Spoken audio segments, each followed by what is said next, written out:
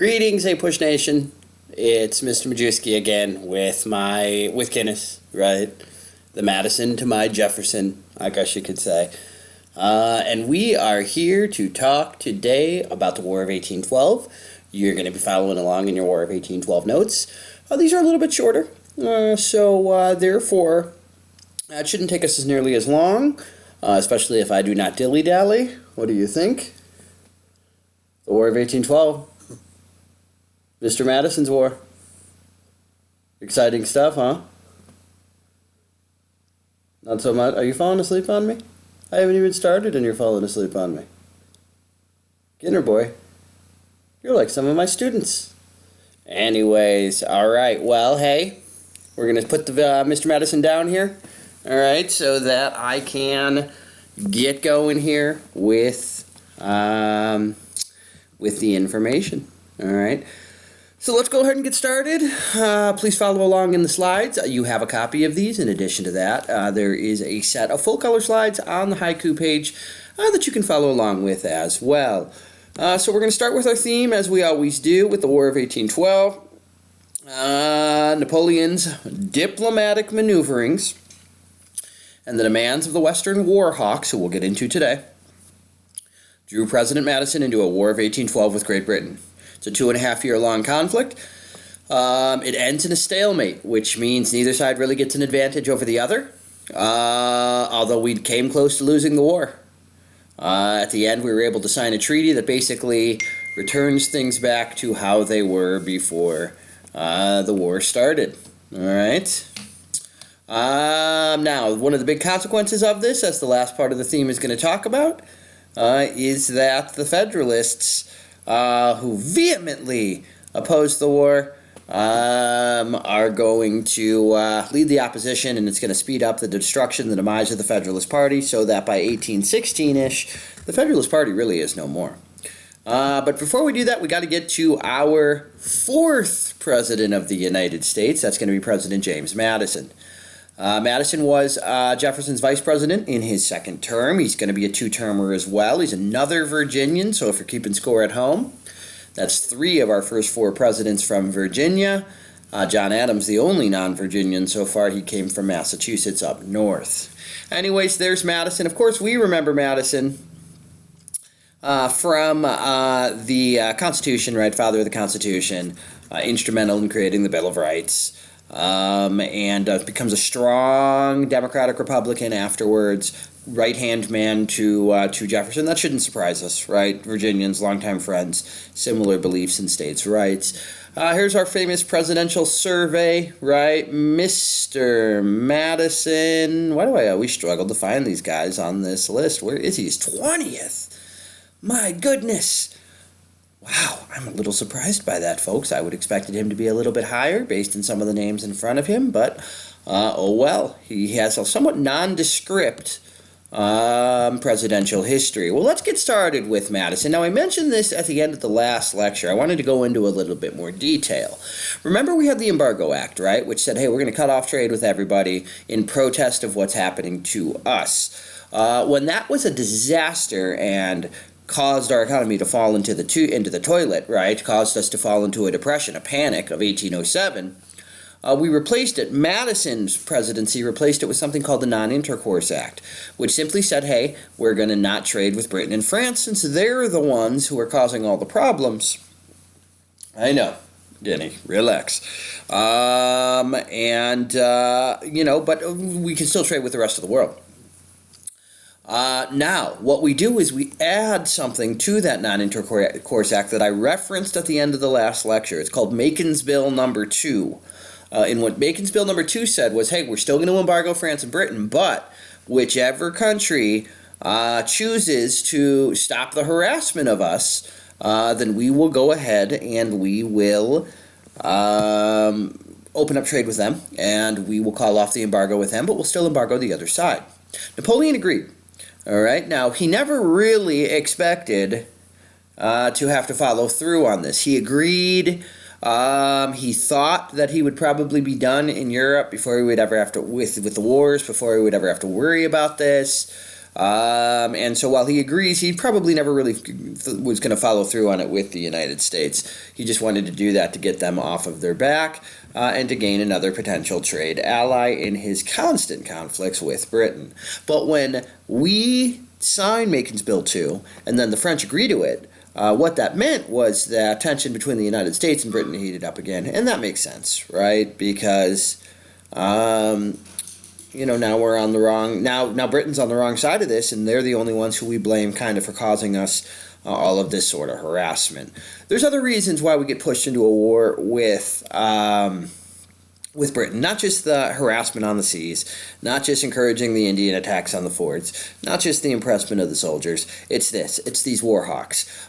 We have a new group of young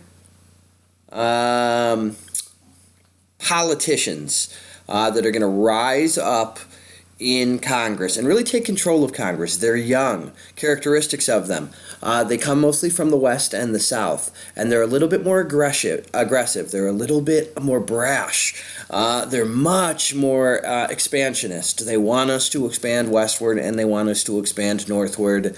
And many of them are eyeing those Indian territories in the Ohio River Valley and beyond. They see that as logical places for us to move westward. Many of them are eyeing Canada, and seeing that as a logical place that we could expand. The Southerners that are part of the War Hawks are eyeing Florida and saying to themselves, that would be a logical place for us to expand. So we have this new group of leaders in Congress who are much more aggressive and expansionary that are really going to push Madison towards a declaration of war against Britain at this time. They're led by a guy named Henry Clay. Henry Clay is a Kentuckian. This is the first time we've really heard of him in class, but he's going to become a major part of American political history. He's going to run for president something like 4 times, never win. He's going to be the leader of Congress. And he's kind of known as, later on in life, as kind of like a compromiser, somebody who makes deals between sides that otherwise wouldn't. So Henry Clay is the spokesperson for these war hawks. He's the new Speaker of the House. John C. Calhoun is the leader of the Southern war hawks, and really one of the spokespeople for the Southerners in Congress. He, too, very aggressive, very expansionary. He, of course, is going to be much more protective of slavery as well. Now, there's a couple of other reasons why we want to expand westward.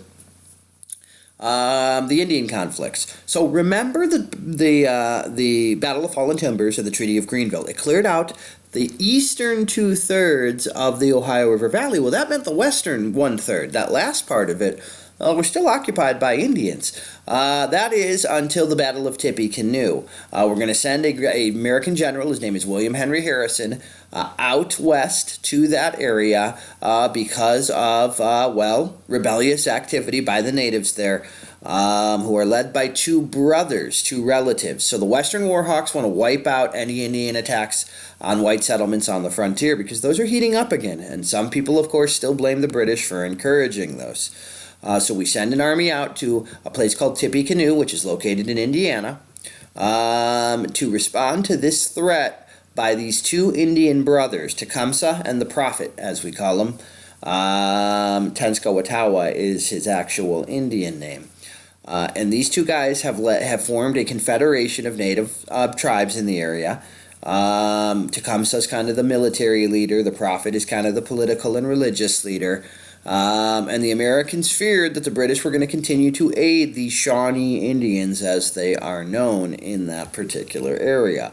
So we send an army out there at the Battle of Tippecanoe. General William Henry Harrison is surprised by an Indian ambush. Ultimately, he's able to get the better of it. He's able to defeat Tecumseh and his Indian force. This is a game changer. This is a turning point out west. After this victory against the Shawnee, led by Tecumseh, who had kind of risen up against American rule, then really all Native American resistance in the Northwest Territory is wiped out. Now that last 1/3 of the territory that had not been wiped out or taken by the Treaty of Greenville now gets opened up as well, and all Indians are forced to leave that area as well. So we're seeing a gradual movement of Native Americans westward as time goes by, as Americans want more land, more space, and as these conflicts break out. When the Americans are successful, they force the natives to leave. All right, so you need to know Tippecanoe as this major battle between the Americans out west and the Shawnee Indian in the Ohio River Valley that clears out the remainder of the Ohio River Valley for American expansion. Now, Warhawks not only wanted those western territories and encouraged this battle, this conflict at Tippecanoe, they also want Canada. They believe it would remove other American Indian threats, and that kind of makes sense. Remember, we believed that the British were encouraging Indian attacks from those Canadian boundaries. Canada also seemed vulnerable. Remember, Britain is in a war with France, a death struggle with France in Europe, and so we felt like maybe Canada was a little susceptible, a little vulnerable for American efforts. Southern expansionists, as I already mentioned, well, we're thinking about Spanish Florida as well. And so since Spain is an ally of Britain at the time, of course, the Americans are really thinking to themselves, hey, we've already secured the rest of the Ohio River Valley. We could think about Canada, we could think about Florida if we decide to go to war with Britain at this time. Also remember, these Warhawks are outraged. They're outraged over the impressment, they're outraged over those British orders in council, which caused American ships to be raided and their cargo to be seized. And so, I don't know what I just did there. These Warhawks are really pushing for war against a kind of a reluctant President Madison. Madison didn't really think war maybe was the answer, that we were in a position to be ready for war against this major power. The last member of Congress you need to be aware of. Now, hey, Clay and Calhoun and this guy are going to dominate Congress really all the way up till 1850. We call them the Three Lions, or the Triumvirate of Congress. They basically represented the three regions, Calhoun in the south, Clay in the west, and Daniel Webster up north. They had three different kind of perspectives, and they become kind of the spokespeople for their region, and they become very influential politicians in this country. So Daniel Webster is the northerner. He's the New Englander. He, representing kind of New England's wishes, opposes war with Britain. Remember, we had close trade ties with Britain, right? And that meant that New England was benefiting the most from them. Remember, the Federalists were more pro-British, and New England is an area where the Federalists were strongest, right? And there was more sympathy towards Britain in New England than in other places. And so Daniel Webster and New England really didn't want war. It's the other two regions, the West and the South, that are pushing for it. And trying to push Madison into a declaration.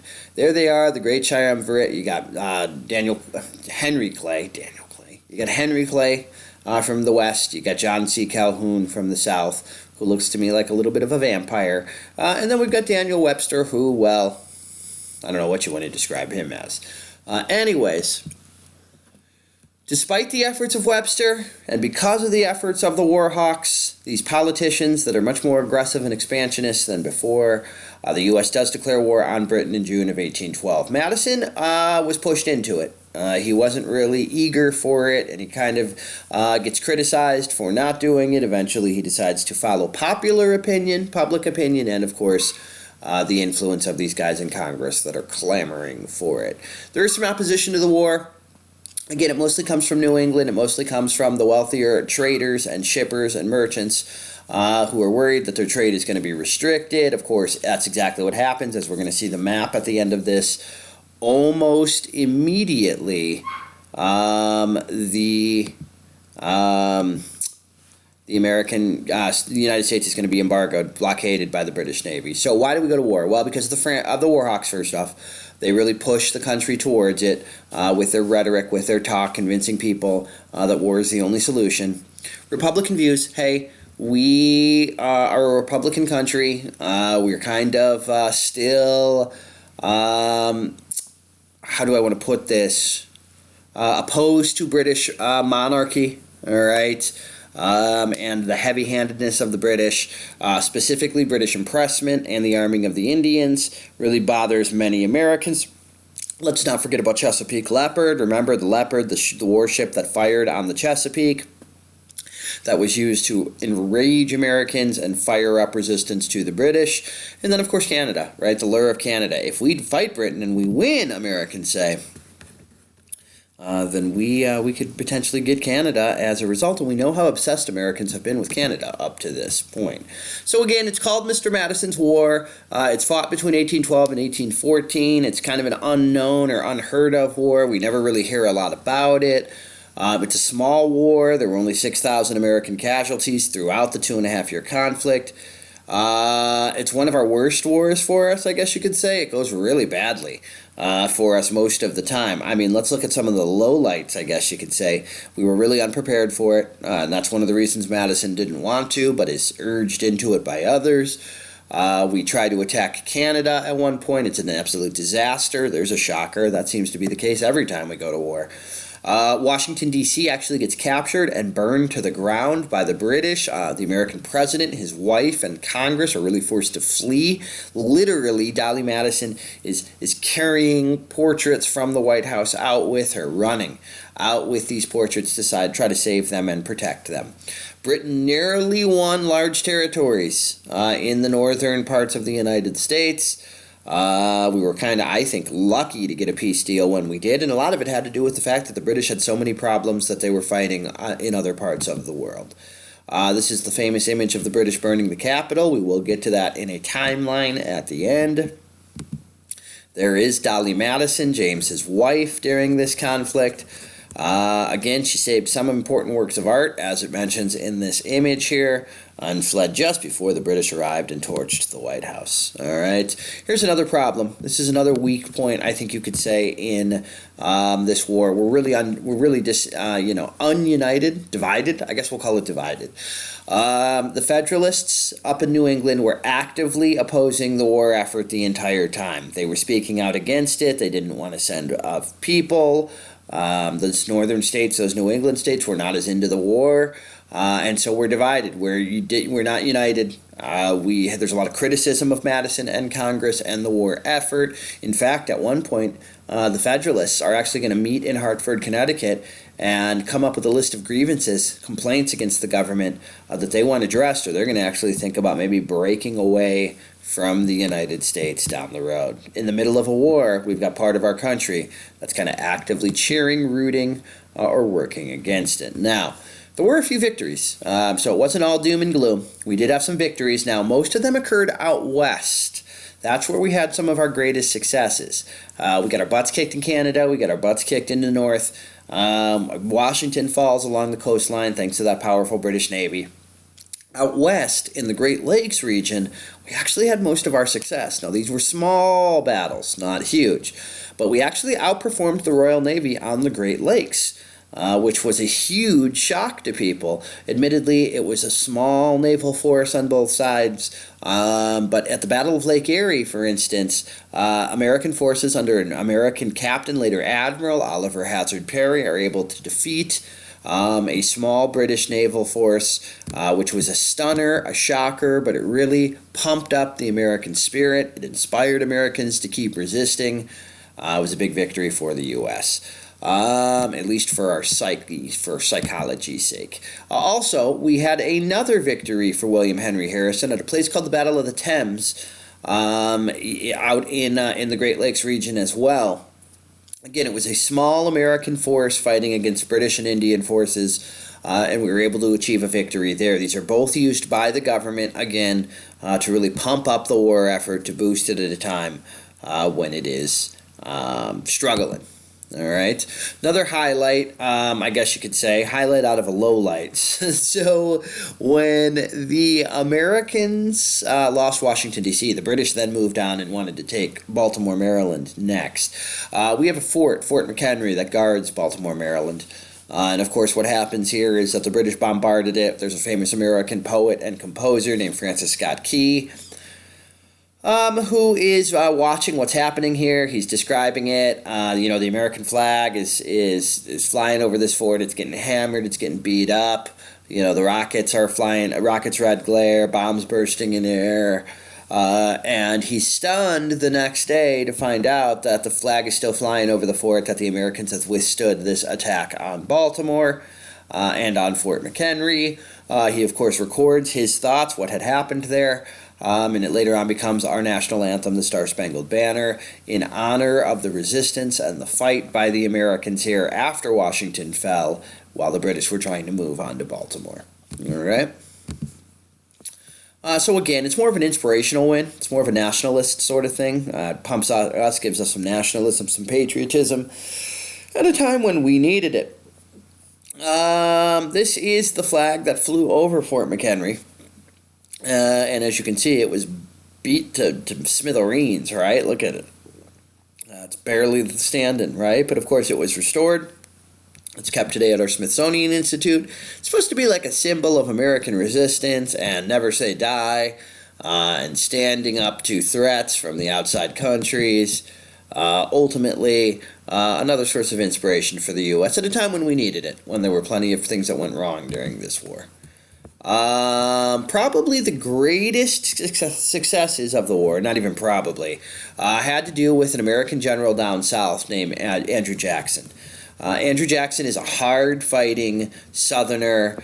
He's an Indian general. What I mean by that is he makes his reputation by fighting against Native Americans. He was considered kind of brutal and harsh, but really, really effective. He absolutely was worshipped by his troops. They were so loyal to him because of his hard-fighting, hard-charging, hard-talking style. So he achieves a number of successes for the Americans down south. Now, at first, we're talking about like the Mississippi, Louisiana area here. The Battle of Horseshoe Bend, it was called. He defeats a small army of Creek Indians. Again, this is Indians that are fighting with the British against the Americans, because most Indian tribes, of course, fought against the U.S. and they fought on the side of the Brits.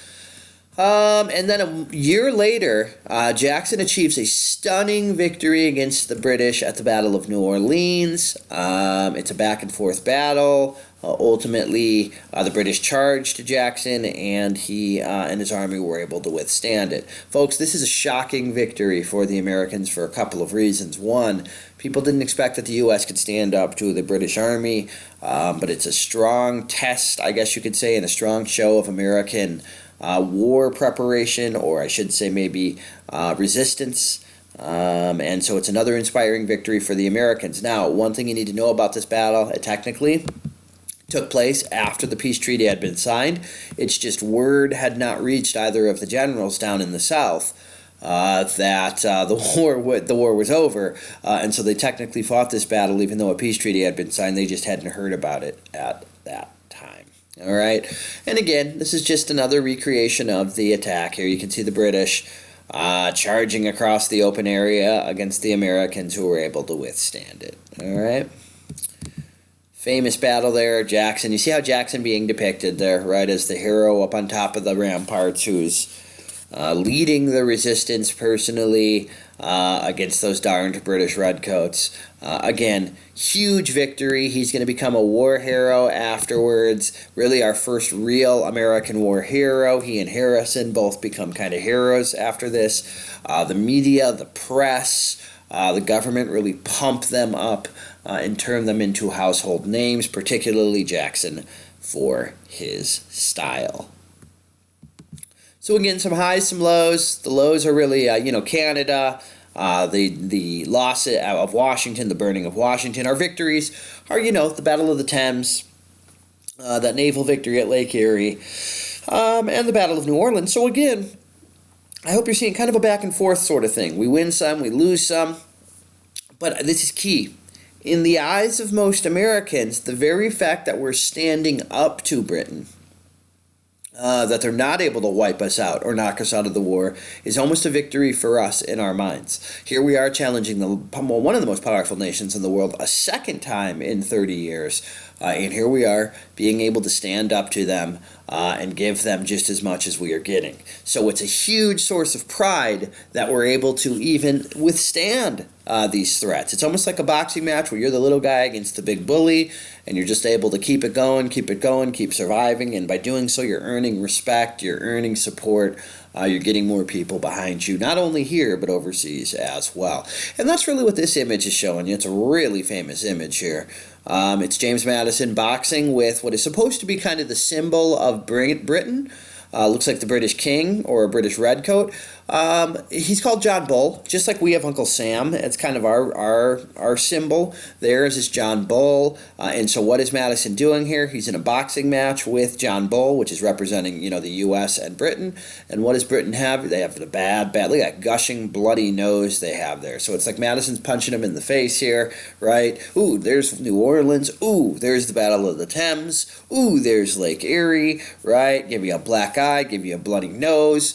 And really the message here is that by continuing the fight, continuing the resistance, we're hurting Britain a lot more than they are hurting us internationally, diplomatically, and in terms of respect. Well, anyways, by the 1814, 1815, Britain's had enough, and the U.S. is ready for a peace deal as well. Both sides agree to stop fighting and to restore their conquered territory. So they give the territory they've conquered back to each other. They both go right back to their boundaries they were at before the war started. Almost none of the issues that caused the war to take place are actually resolved. We just basically threw up what's called a white peace. We both threw up the white flag and say, okay, enough's enough. We're going to go back to how things were before the war without actually resolving any of the issues that had caused it. All right? Now, you might say to yourself, hey, that's bad. That means we're probably going to have to break into another war with these guys later to actually resolve these issues once and for all. Well, no. America gained respect diplomatically and militarily from England. In fact, a lot of folks call Mr. Madison's War the Second War for Independence, because a lot of the issues that were unresolved after the Revolution technically aren't resolved by the Treaty of Ghent. Treaty of Ghent, by the way, is a city in Europe, in Belgium.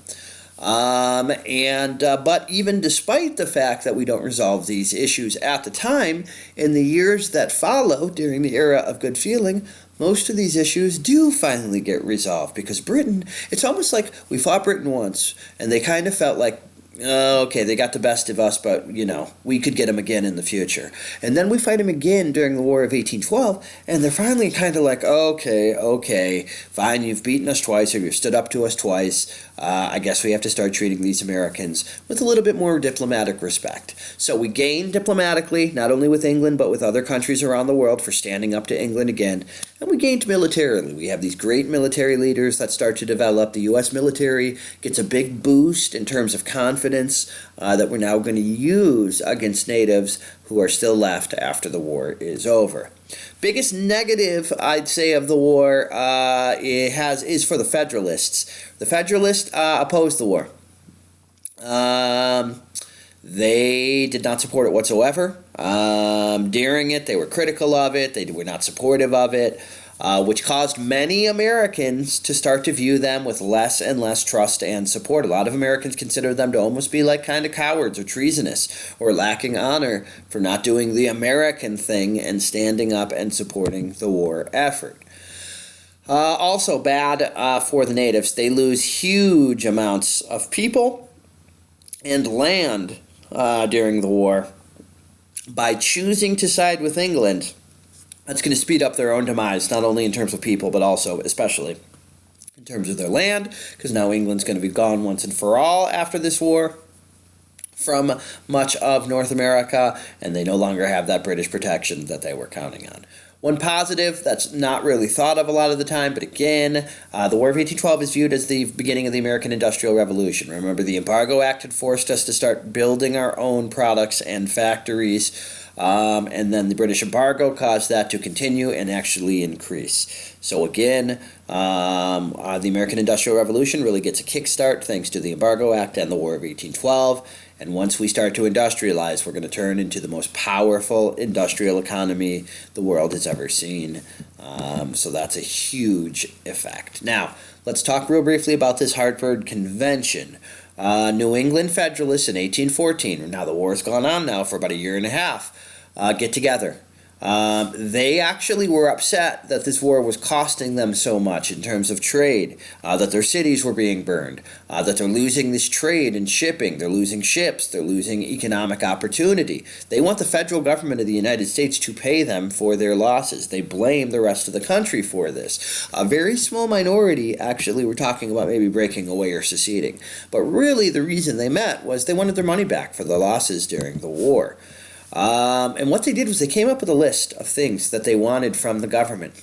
They sent it to Washington, D.C., and they wanted the Three-Fifths Compromise gone because they thought it was making southern and western states too strong, and that those states were now outvoting them and pushing them into things like the War of 1812 that they didn't want to be a part of.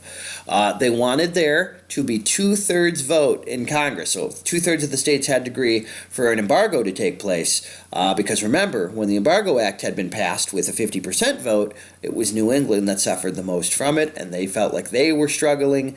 They were suffering the Depression the worst, and it was really because of the votes of other parts of the country that had made them do it.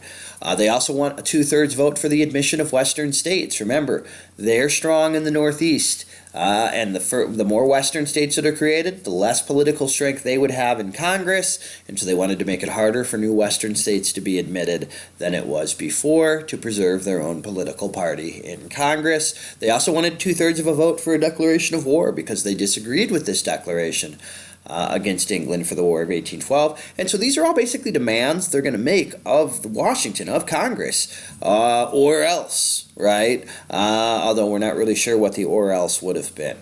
They want to limit the term of the president because they're worried there's just too many of these Southern Virginian presidents that are being represented. And they again want to deny naturalized citizens the right to vote because many of the immigrants and the new citizens in the country, of course, were voting Democratic, Republican. So I hope you're seeing almost every one of these demands they are making is really to preserve their own political party and their own political power so they can still have a say in government because they realize they're being outvoted, outrepresented, and the population is turning more and more Democratic, Republican, and less Federalist. All right? Lastly, when they send it to Washington, it's a huge embarrassment for them because the Battle of New Orleans and the Treaty of Ghent had just been signed by the time it reaches these guys. By the time it reaches Washington, their demands do. And so when Washington publicized their demands, when they went public, it was viewed as a major embarrassment for the Federalists because now the Federalists seemed like traitors, like they didn't support the war, like they were making all of these demands and not supporting the war effort. And so they developed this label as treasonous, as going against the country, as being more loyal to Britain than they were the United States. Whether that's true or not, their reputation is devastated by these demands, by this Hartford Convention, and by these amendments they wanted added to the Constitution. So it's a big embarrassment, and ultimately it's going to, this next slide, speed up the death of the Federalist Party. What we mean there is their reputation is now fractured. It's like this is the nail in the coffin. They were already losing all this popular support, political support. They were already dying out because they're kind of a party that represents the interests of a very small and wealthy group. And in 1812, they're going to get destroyed in that election. Madison gets reelected. But especially in 1816, they get crushed after the Hartford Plan. When that happens, these exaggerated accounts of their treason dooms the Federalists. When word that some of them were talking about New England seceding from the government gets out, that's viewed as even more treasonous. The fact that they opposed the war and spoke out against it, causes the public at large, especially the lower classes, the masses, to really turn against them because they're seen as un-American. Hey, after the war, while the Federalists fall apart, we actually get what we consider to be our first major wave of U.S. nationalism. Incredible pride and patriotism to be Americans because we've stood up to these British guys again. And so it's almost like a turning point in American history here, where Americans start to develop this incredible sense of pride and strength and support for the government at a time, quite frankly, when the Federalist Party was doing the exact opposite, so people turn on those Federalists. We get our first war heroes, Andrew Jackson, because of his victory at the Battle of New Orleans, Stephen Decatur, because of those naval victories out west at the Battle of Erie, William Henry Harrison, remember, the Battle of the Thames or the Great Lakes, also Tippecanoe becomes a war hero. Americans now look to the west, towards Western settlement, as the number one topic over the next decade. They are drunk with victory and happiness over this treaty, even though we would call it not a true victory. In their minds, it is. And so now we want to expand westward at a very, very rapid rate. We're not really worried about European intervention in North America. In fact, we're going to now, interestingly enough, after the War of 1812, we become kind of closer and closer to England, so that by the 1820s, England is quite honestly probably our closest ally anywhere in the world, and we're going to continue to build on that relationship as time goes by. Anyways, that's Mr. M reporting to you on the War of 1812. Mr. Madison's War. One last thing before I go, I would like to show us a quick map of the conflict, right? Here we see the United States in 1812, right? I'm going to pan through it there. And as you can see, a lot of stuff going on here. So the war breaks out in 1812. The British set up a naval blockade, so we can't get our goods in or out, which forces us to industrialize and start making our own products. Early in the war, right, the fighting centers around Canada. We're forced to surrender a fort in Michigan that we were using for our assault on Canada. So it doesn't go well for us at first. However, Oliver Hazard Perry and William Henry Harrison turned the tide here at the Battle of Lake Erie and the Battle of the Thames. So is a victory for us when we needed it most. When we tried that invasion, remember, of Canada, the British respond, and it's kind of a stalemate up in the north. Remember, we lose Baltimore. I should say we lose Washington, D.C., to the British, which is our biggest loss, our biggest embarrassment of the war. But of course, towards the end of it, right, we get our biggest, greatest success, the Battle of New Orleans down here. So it's a back and forth kind of struggle, right? You're seeing positives and negatives. Ultimately, I think that's why both sides wanted this treaty, because they didn't really feel like they were getting the upper hand, and they had other things to worry about. The U.S. is just trying to survive, and of course, Britain is simply trying to figure out what they're going to do about France. So anyways, signing off here. All right. Have a lovely, lovely day. The co-pilot and I, Vice President, want to wish you folks a happy Thanksgiving. Let's make sure that we get all of our work done so that we are ready to go when we come back. Signing off, Mr. Majewski. Have a wonderful day.